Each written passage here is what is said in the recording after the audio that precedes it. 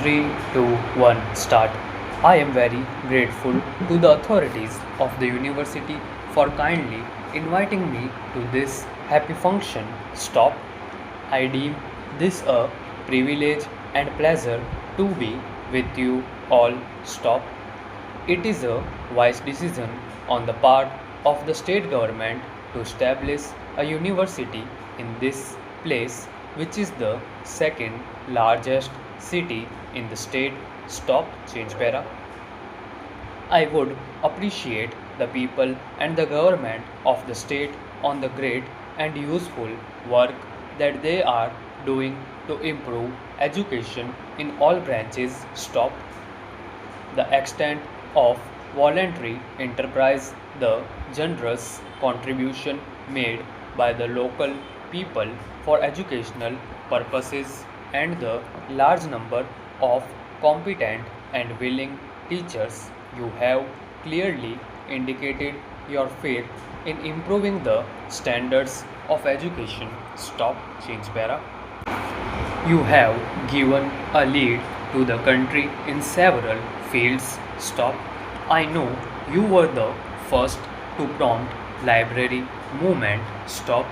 You were the first to develop a very big program of midday meals in schools and providing free books to deserving children in elementary schools. Stop. You also took the lead in making education free up to secondary stage. Stop.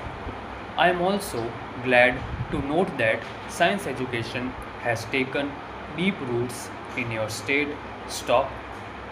I very much wish that the other states in the country would adopt similar policies in regard to the development of education in their states. Stop, change para. Universities in India are facing great challenges. Stop. They have the difficult task of shaking off the old traditions, which give no doubt improvement to certain aspects of education. Stop. They have to participate actively in programs of national development. Stop. It is their responsibility to develop the languages of the people. Stop.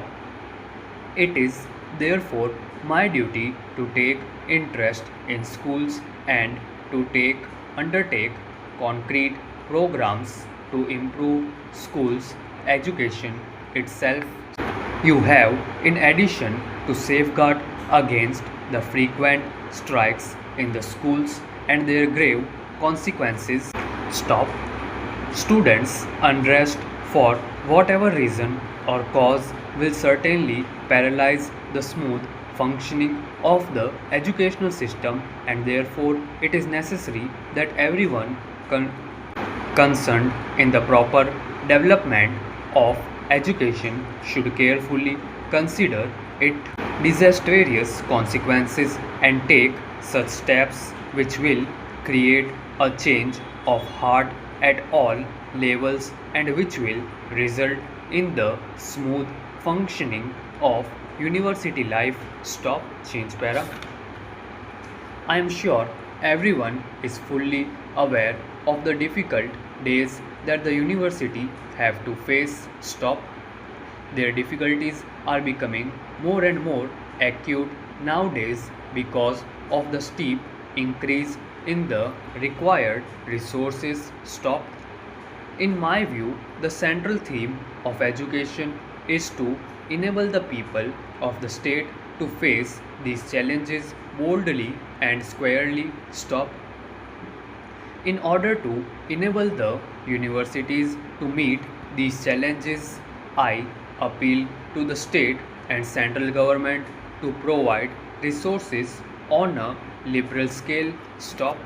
I also appeal to the politicians to take a long range view of the problem and not rest content with dealing the problems of the immediate present. Stop.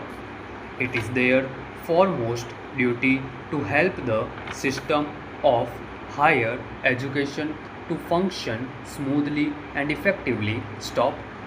In conclusion, I would appeal to the teachers and students that it is their primary responsibility to improve higher education by creating a climate of discipline, dedication, and hard work. Stop. The teachers must give the lead in the task because the quality of education and its contribution to national development are entrusted to their charge. Stop. On their part, the student also should realize that is- it is their duty to set an example of responsible and civilized life. Stop.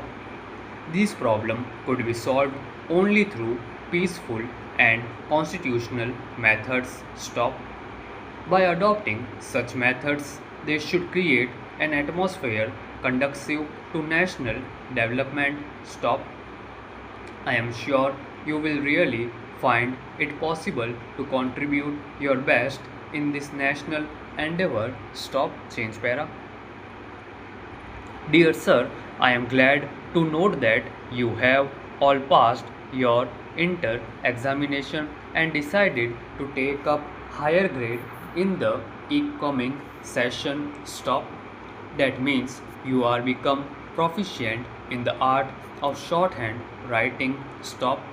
By proficiency, I did not mean gaining a first class pass in the higher grade examination. Stop. I am thinking of speed of about 140 words a minute upwards. Stop. How far upwards you gain will depend greatly upon your patience and intensity and upon your active desire to climb. Stop. I would like to remember one thing. Stop. Suppose you experience some difficulty sometimes in reaching 100% accuracy at 80 words a minute. It is natural that when we are seeking to acquire some art or skill that we all experience little difficulty and that with practice present difficulties will resolve themselves and we shall look back in wonder upon our past struggles. Stop. To become a proficient writer, you should have an excellent intention. Stop. But intentions are not enough. Stop. It helps you to make an effort. Stop. I would further say that only mere effort is not enough. Stop.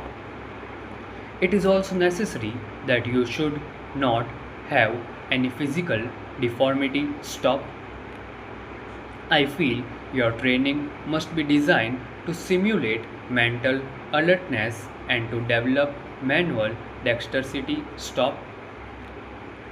It must all bear on the proper coordination of these two facilities. Stop. The fastest mind is of little use to a writer if a heavy handed ham-fisted method of shorthand writing is adopted. Stop. Proper coordination between hand and mind is absolutely necessary. Stop. I shall deal with other points in my next class. Stop. Yours sincerely,